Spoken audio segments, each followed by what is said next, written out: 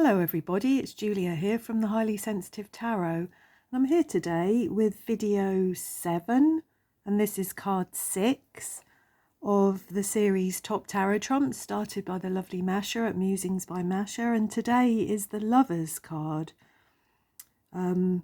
This was really quite easy actually for me to choose. I think this is probably the easiest card so far because I definitely have some favourites for this card.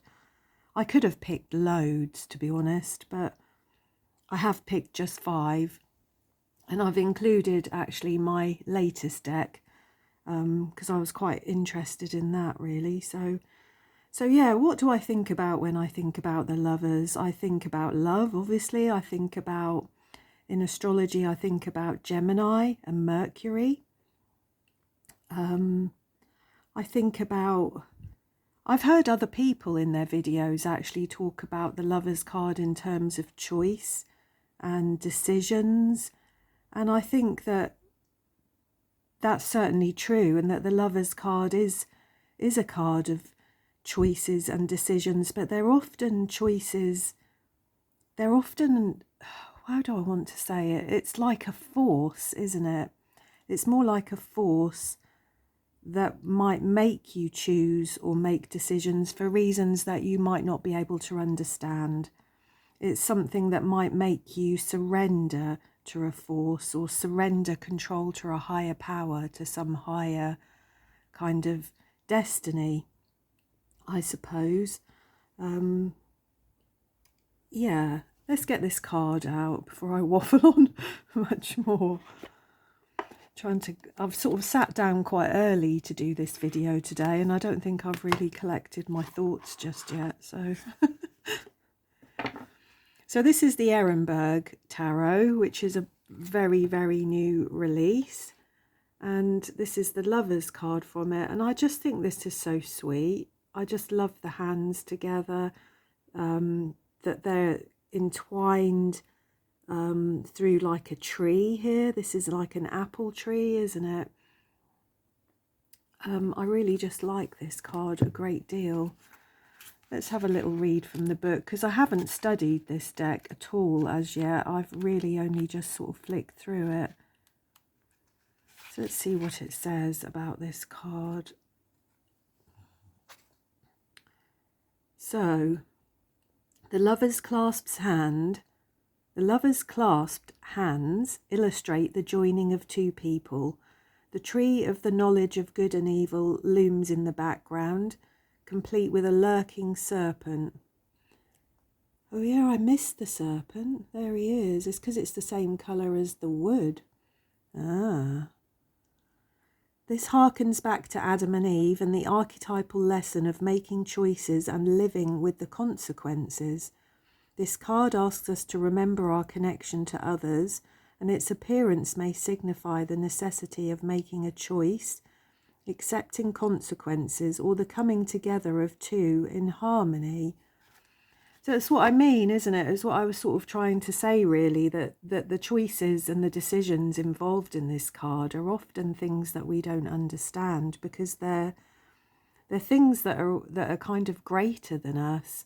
I do believe in the energy of soulmates, and I do believe very strongly that people can fall in love at first sight, and that sometimes people are destined to be together. You know, sometimes people have been together in other lifetimes and they find each other again. And so those kind of forces, the things that happen that give you almost a fork in the road sometimes of decisions to make about what to do with yourself next. There's sometimes things that we don't really understand. I think in an interpretation of, you know, in a card reading, you know, this card might well suggest that you're going to come across a person, a career, a challenge, something that you're going to fall in love with, and that you'll know instinctively that it's a path that you need to follow no matter what the sacrifice, and that without it you just wouldn't feel complete. And I think that that's the force that is at play with this card, the Lovers. So yeah, I really That's a cute little deck, isn't it? The Erenburg. I don't know whether... Let's see if I can get it back in now. I don't know if many of you have got this deck. It's just come out in the UK. So yeah, that's my first choice. My second choice is the Pensive Path Tarot, which I have shown many times on my channel, as I love it so much. I hope you can see this properly because it's quite a dark card. But how cute is that? Can you see here? There's the couple here that look like they're sat somewhere, maybe having a meal or a cup of tea or something. And in the background here, we've got an old lady. She's sat with her brolly, and she sat just behind them, just away from them. But she's obviously chaperoning. She's obviously there to keep a little eye on these lovers, which I just think is the cutest thing ever, really. And you can see these, I hope you can see these people here are kind of smiling and laughing to themselves, and it's almost as if they're sneaking kisses and cuddles and things while she's dozed off and she's not watching. It's like they're sharing a little secret together, something almost, not quite, but almost illicit, because they're doing something that maybe they would get told off for if she was actually awake and watching them, but she's dozed off there, their chaperone. I just think that's so cute, isn't it? I think that's so cute. So yeah, there's that one. Yeah, I think that's all I've got to say about that one. The next card I've got here is from the Tarot of the Abyss, and this is one of my absolute favourite decks, and it hasn't put in an appearance as yet with this hashtag, but this is the first card I think so far from this deck that I really do absolutely love.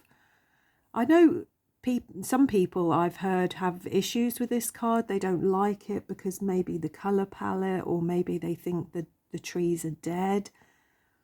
And I guess I've thought the same things at times, but I still, at the same time, I love that these two trees have kind of grown up out of the earth together, and they've twisted and gnarled together, and they've grown over the years.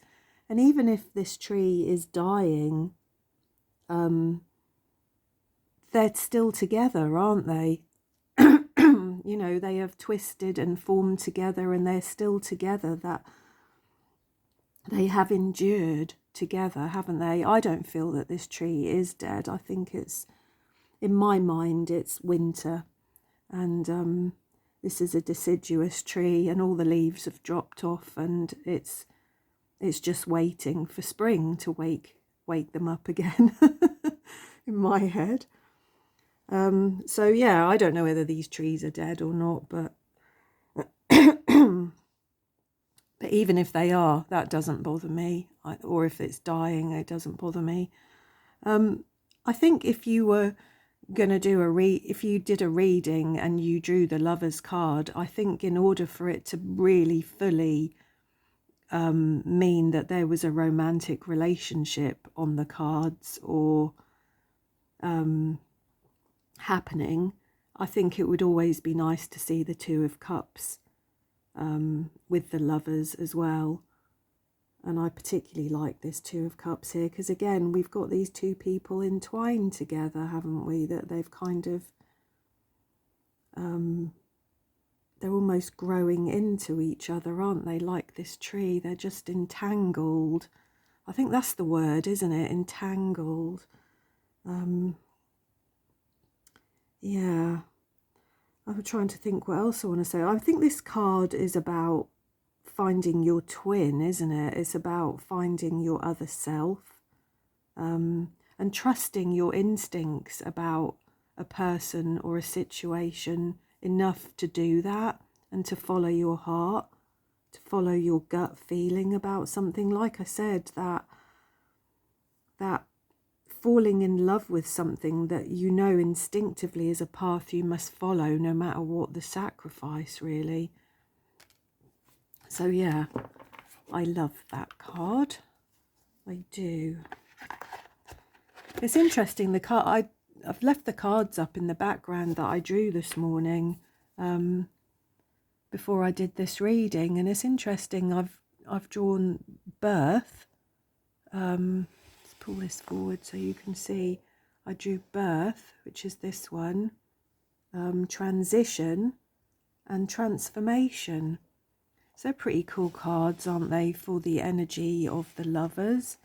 And the tarot card I drew from the Tarot of Light is the Page of Hearts, which is the Page of Cups, which represents innocence with this deck. So that's pretty sweet, isn't it? I did just want to look actually and see what Anna has written about the Lovers card here. So I don't very often read the guidebook for this. There is nothing more beautiful than than nature itself. Trees have always fascinated me, their rough exterior hiding their vulnerable life force.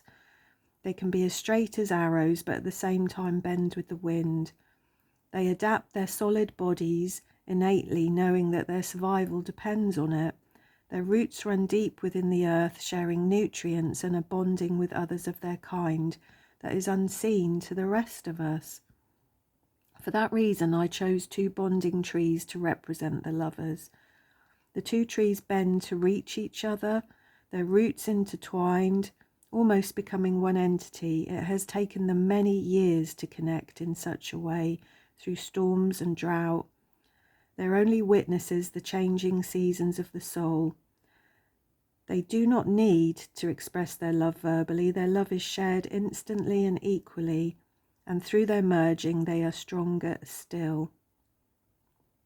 So the Lovers is a card that represents a deep soul-felt connection with somebody. Some would call it finding their soulmate, their life companion, and even though generally speaking this card does deal with romantic relationships, it often goes beyond that interpretation, and it can talk about allowing yourself to be vulnerable and true, letting the other person know you for who you truly are. Break down the walls and trust that the other person will be there for you. Just like the trees have joined their roots together as one, so must you in your own relationship, and you may be pleasantly surprised by what you discover. And it is about having that trust, isn't it? That you can let that other person in, that you know that whatever the sacrifice, it's kind of a path that you need to walk. I really like that. My fourth deck here is the Forest of Enchantment, and this one just really for no other reason than I just think it's the cutest card. Look at that. That's just beautiful, isn't it? You know, the Lovers doesn't have to be all physical passion and, you know, the more physical side of love, you know, because we often see two people sort of really entwined together. And in fact, the last card I've got to show you, the two people are definitely entwined together. But this one, I just love this. This is so cute. Everything about this is so cute. The thought of sitting underneath a big old oak tree with the birds around you and the lush grass, and just sitting and talking and laughing and sharing, and just sharing that beautiful companionship. You know, that trust in one another, that real harmony together. You know, that loyalty and commitment in all relationships. I just think it's beautiful. It's just love and harmony and intimacy, allowing others the space to be themselves. There's a sort of curiosity and a playfulness almost about this card, isn't there? It's just gorgeous, gorgeous, gorgeous. So yeah, I love that. And the last card is a truly lover's card. Oh, I couldn't help but choose this. This is from the Druidcraft Tarot, and this is one of my absolute favourite decks. I just absolutely love this. I think there was something in the guidebook, just one little sentence that really made me think about this card. Where is it? It just says all creation is born out of love. And just that one sentence, all creation is born out of love. And you can see the love in this card. The look on their faces, just the sheer abandonment to nature and the creative urge, the creative force all around them, the lush greenness around them, that beautiful doe in the background. There's even a little stream down here and her foot is nearly in the water. I mean, it's just everything about this just, it's transformational, isn't it? It's the creative urge. It's just lovely. It's just lovely. So yeah, they are my 5 cards.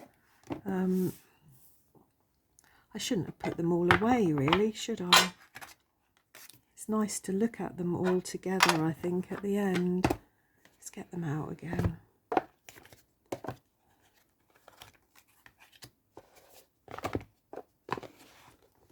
Just such a beautiful card, and like I said, this has probably been the easiest one for me to choose so far. And I could have chosen, oh, I don't know, endless decks for this. I've got so many decks that would have gone gorgeously with this. There you can see them all. There's a little bit of a glare, isn't there? But yeah, how lovely are all of they? They really are, aren't they? So it's about when I think about the Lover's card as well, the sort of questions, I suppose, that come to mind with it really are things like, what people do we attract into our life and why? And when we think about the Lovers, like I said, it's a long-term commitment, isn't it? You know, it's not just the 2 of Cups of a new relationship starting. The Lovers is a commitment. And so another question might be, are you aware for the need for long-term sacrifice? You know, the long-term sacrifice that is involved in this gradual sort of bending and growing together. Yeah, so I hope you enjoyed this anyway. I certainly did. It's a lovely card to talk about, and I shall see you all next time for the Chariot. So thanks for watching. Do say hello, and I will see you all again soon.